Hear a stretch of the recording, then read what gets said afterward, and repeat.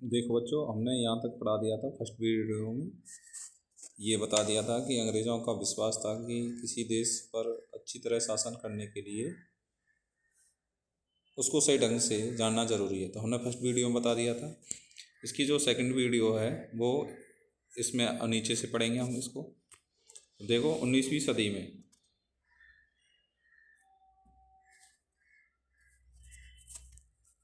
19वीं सदी में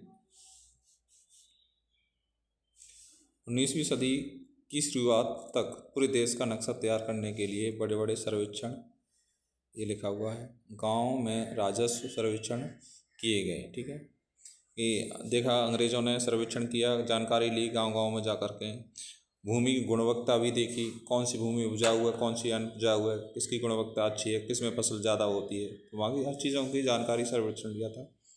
यह सर्वेक्षण में धरती की सतह, मिट्टी की गुणवत्ता, वहाँ मिलने वाले पेड़ पौधों और जीव जंतुओं, स्थानीय इतिहासों, फसलों का पता लगाने के लिए लगाया जाता है। ठीक है, नेक्स्ट है इसका जनगणना। अब ये तो पशु पक्षियों का सर्वेक्षण किया गया था, भूमि का किया गया, अब लोगों का सर्वेक्षण कैसे करना है, तो लोगों का सर्वेक्षण करने के लिए जनगणना शुरू की गई थी। अब देखो, तुमने देखा होगा सर्वेक्षण यहाँ पर इंडिया में जनगणना की जाती है प्रत्येक 10 साल बाद। ठीक है, तो जिसमें लोगों को पता लगाया जाता है कितने लोग जाति के आधार पर भी, किसके आधार पर, जाति के आधार पर। तो पहली जनगणना जो शुरू की गई थी 1872 में की गई थी। फिर 1882 में एक व्यवस्थित जनगणना शुरू की गई थी लॉर्ड रिपन के समय। किसके समय? जो गवर्नर था, कौन था उस समय पर? 1882 में लॉर्ड रिपन। ठीक है, लॉर्ड रिपन था। ठीक है, रिपन था उस समय पर। इस पर क्या की गई थी? जनगणना की गई थी, लॉर्ड रिपन, ध्यान रखेंगे, रिपन। ठीक है, 1882 पहली व्यवस्थित जनगणना कब से मानी जाती है? लॉर्ड रिपन के समय से मानी जाती है। ठीक है, तो यहाँ पर जाति, इलाके, व्यवसायों के बारे में जानकारी इकट्ठा करने के लिए क्या की जाती है? जनगणना की जाती है। ठीक है, इसके अलावा वनस्पतिक सर्वेक्षण किया जाता है, प्राणी के वैज्ञानिक सर्वेक्षण भी किए जाते हैं। पुरातत्व किसके द्वारा किए जाते हैं? पुरातत्व विभाग के द्वारा भी किए जाते हैं। ठीक है, इसके बाद सर्वेक्षण, मानव शास्त्रीय सर्वेक्षण। ठीक है, कौन सा?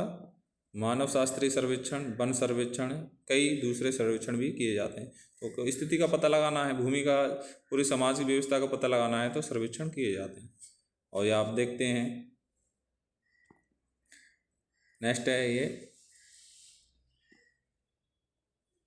जैसे जैसे छपाई की तकनीकी फैली, अब क्या है, मुद्रा तकनीक। पहले क्या है कि कोई न्यूज़पेपर वगैरह नहीं चलते थे प्राचीन काल में, तो इसके बाद क्या है कि छपाई, जब ईस्ट इंडिया कंपनी यहाँ पर आई तो छपाई करने शुरू हो गए थे। ठीक है, समाचार पत्र, अंग्रेज़ों के आने से ही समाचार पत्र छपे थे। तो यहाँ पर मुद्रण प्रणाली, मुद्रण प्रणाली का मतलब होता है प्रिंटिंग प्रेस। ठीक है, अखबार का छपना शुरू किया गया था। ठीक है, मैंने बताया था प्रिंटिंग प्रेस कब से शुरू की गई थी। ठीक है, जनता में बहस होने लगी, नेताओं, सुधारकों, विचारकों को फैलने के लिए लिखवाया गया था।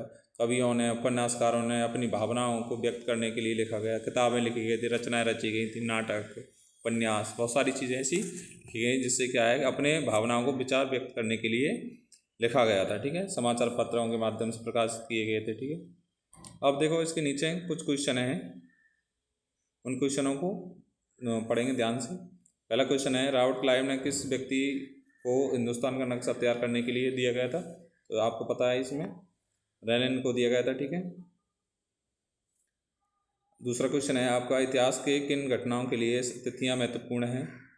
तो इतिहास में निम्न घटनाओं के लिए तिथियां महत्वपूर्ण हैं, जैसे राजा को कब ताज पहनाया गया, उसकी किस साल शादी हुई थी, किस साल उसके घर में बच्चा पैदा हुआ, किस साल उसने कौन सी लड़ाई लड़ी थी, मृत्यु कब हुई थी। ठीक है, राजगद्दी पर कौन उसके बाद बैठा हुआ था। तो इसकी सारी जानकारी किससे मिलती है? तिथियों से मिलती है। ठीक है, नेक्स्ट है आपका क्वेश्चन, भारत का प्रथम गवर्नर जनरल कौन था? Warren Hastings. और गवर्नर कौन था?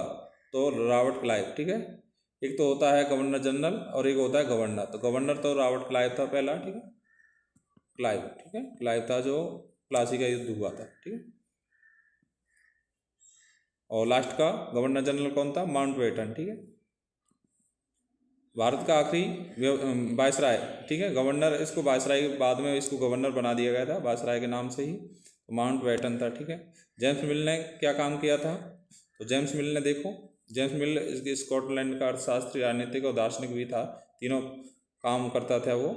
और उसकी ए हिस्ट्री ऑफ इंडिया नामक पुस्तक लिखी जिसमें भारतीय समाज को 3 वर्गों में बांटा था, ठीक है, हिंदू, मुस्लिम और ब्रिटिश समाज, ठीक है, ब्रिटिश राज्य, ठीक है, 3 भागों में।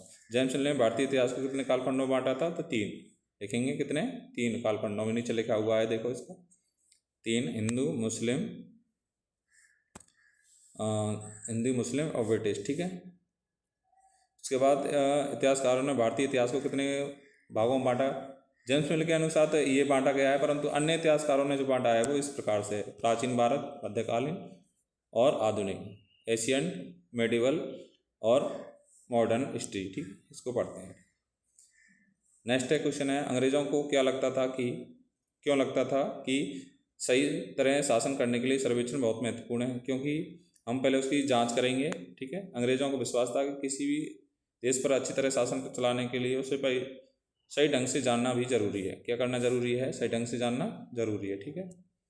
और उसकी धरती, मिट्टी की गुणवत्ता, पेड़ पौधे आदि के भी क्या करना चाहिए, सर्वेक्षण करना चाहिए, ठीक है।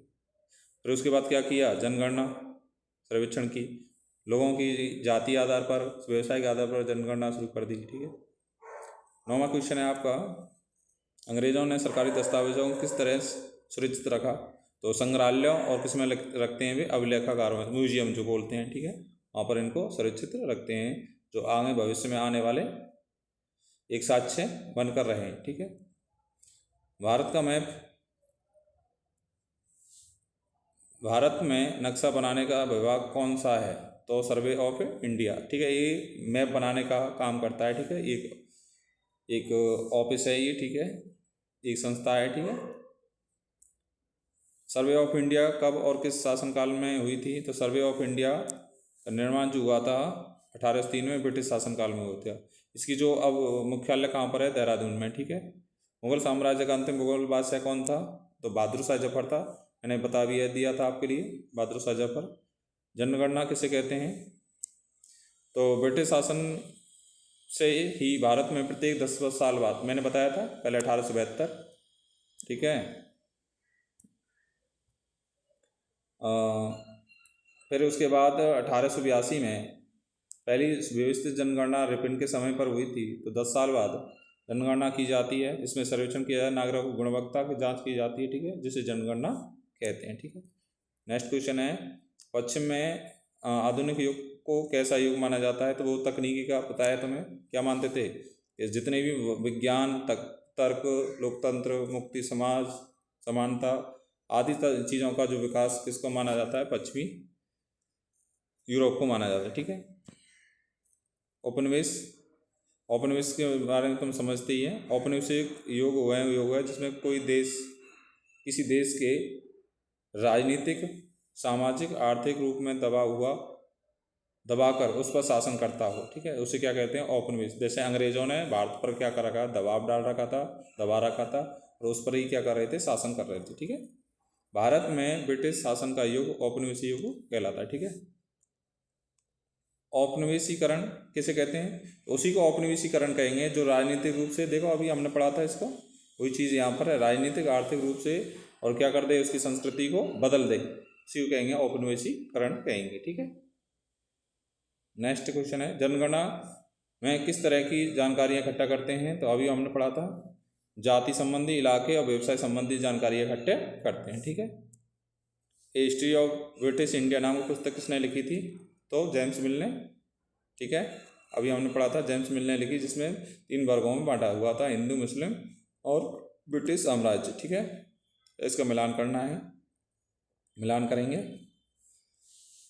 देखो, सर्वे ऑफ इंडिया किसकी थी, सर्वे ऑफ इंडिया किससे संबंधित थी, जनगणना क्या करती है, देहरादून में, ठीक है, देहरादून में, ठीक है। जनगणना किससे कितने साल वर्ष होती है, 10 वर्ष बाद।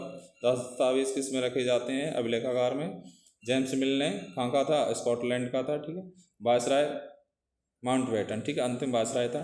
तो ये आपके क्वेश्चन हो चुके हैं। इसका आंसर है, दोबारा देख लेना इसको, ठीक है, सब बच्चे ध्यान से देख लें इसको। फर्स्ट चैप्टर है, इसके सारे क्वेश्चन इसमें मैंने और इसके मुख्य बिंदु करा दिए हैं, ठीक है। धन्यवाद।